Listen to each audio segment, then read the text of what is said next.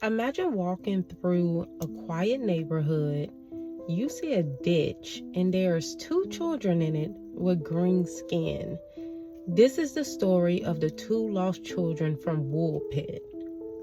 Now, personally, if I see two glowing small children just speaking a language no one understands, I'm turning around immediately, and I'm so serious.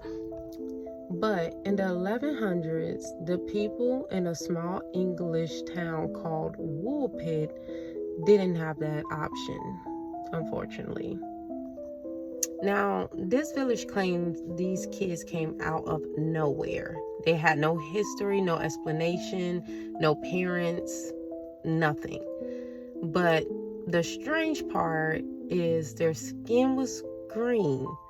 Not pale green, not sickly green, but actually green. The boy and the girl, they wore very strange clothing. They spoke a language nobody could understand. And when the villagers asked where they came from, they just looked at them. Now, I know that must have been very terrifying for them in medieval times with no technology, science, just there.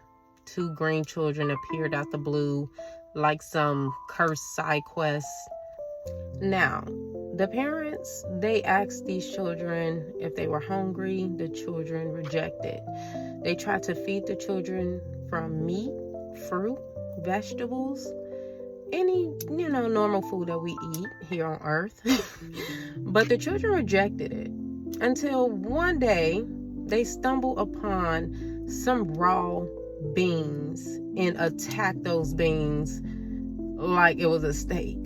And somehow that's what they survived off of, which makes the story even weirder because it's two green children surviving only on raw beans, right? So that's very weird.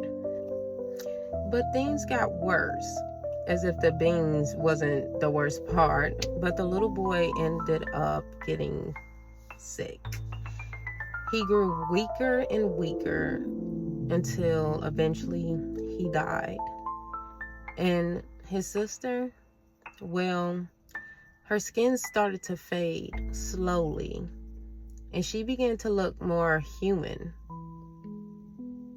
So some historians believe the children were simply just poisoned or lost, and others simply say malnutrition is what caused the green skin. But nobody can still explain where they came from, why they spoke a different language, and why it's still English's top legend stories till this day. And honestly, maybe these stories are not about monsters, but about the things that appear looking almost human. Subscribe for more dark stories, folklore, and mysteries that should have stayed buried.